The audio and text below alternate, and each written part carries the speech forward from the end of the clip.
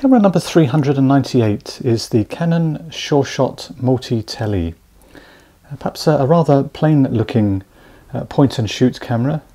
It just has two fixed focal lengths, 35mm, which has a 3.5 and 60 at 5.6. But there's a couple of little features, maybe hidden, that make the camera worth considering if you're into these point and shoot cameras. So we need to put a battery in because it's controlled by a single battery. So let's just replace or put a battery inside it. Now the battery is a 2CR5, which is I believe 6 volts, and we need to put the battery in. It can only actually go in one way, with the terminals facing down, and then unfortunately Canon chose to use a screw threaded battery chamber lid, if you like. So we need to use a coin for that. So once the battery's in, we have a camera that's working. So to switch the camera on, we have the on-off, and the two focal lengths are pictograms there.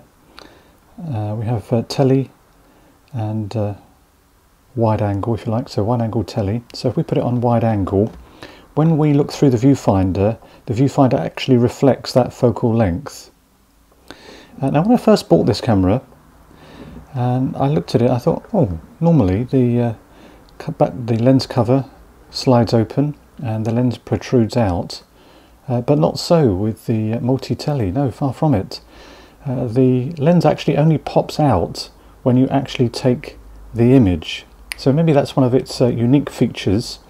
So if you come across one of these and put a battery in and think, oh, it's not working, well, it's not until you point and take a photograph, and when you take a photograph you have to first of all acquire focus, and the little green button there indicates that focus has been achieved, and then once that's achieved the lens actually pops out at the point of there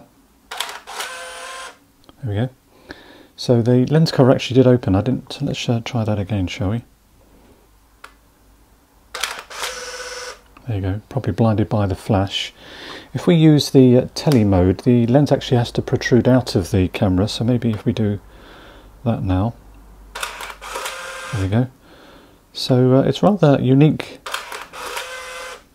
in that sense. I don't recall having seen a camera like that. I don't think I have. Maybe I could be corrected there. So that's an interesting, makes the camera rather different in that sense. Okay, so they're the focal lengths. Looking through the viewfinder, as I say, you have the activation light there that shows focus has been acquired. And also that looking through the viewfinder, you see the central focus point, and then there's a couple of little parallax markers on the top when we're in either macro mode, which we can use by just getting in close. I think if I remember rightly, the manual says that it only uses wide angle for the close-up, and I think it's about just under 2 feet you can get close to. So when you're looking through the viewfinder, the parallax lines at the top, you have to keep the frame below those lines. Okay, while we're on the back here, we have our film shutter, not shutter, but our film counter, our frame counter. So on the other side we have two buttons. One is to activate fill-in flash, if I think I'm correct there, and the other one activates bulb mode. So I believe you have to press the button down, acquire focus with the fill-in flash, and then you can take the photograph. Coming back to the other side, we have our shutter button, we have a mid-roll rewind, we have a self-timer, and then there's another little button in the middle here. And looking at the manual, Canon decided in their infinite wisdom that to create effectively a 2x converter, or I think it was a 75mm adapter that sat in front and clipped on and clipped into that button activating that mode for that particular lens. So I've yet to see one of those, so if anyone finds those, then please let me know, because I'll be really interested to see how that works with the camera. It literally clips on. It's a piece of plastic with I think it's a piece of plastic with a lens attachment, and effectively multiplies that lens. Okay, that's pretty much it. The film is rewound and wound on automatically, so no film wind on.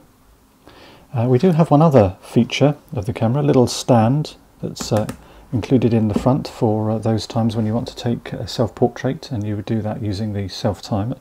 So that's a nice little thoughtful feature. And then when we open the film door, we find the secret behind the multi-tele. You may not be able to see it initially, but there's a little yellow lever here, and by moving that forward we activate the blind that gives us a half frame feature for the camera. So the only thing is, obviously you have to activate that when using the film. So you could maybe mid-roll rewind it and then put it back to full frame, or if you wanted to just shoot in half frame, then you've got that ability. So that makes this camera really worth considering if we're into half frame, and indeed that's what I used to take the photographs at the end of the video.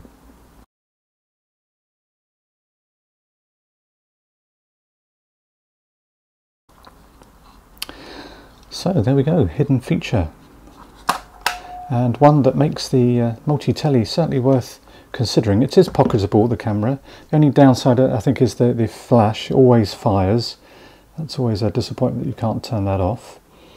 But nice to have the inclusion of fill-in flash, so that's useful.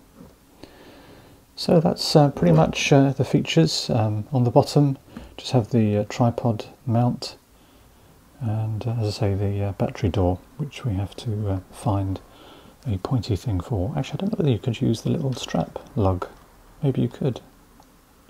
Possibly. Yes, you probably could. There you go. So, is it any good though? Well, let's have a look at, make up your mind if you like, at looking through the photographs that, as I say, were taken in half frame. But this was camera number 398, the Canon Sure Shot Multi-Tele.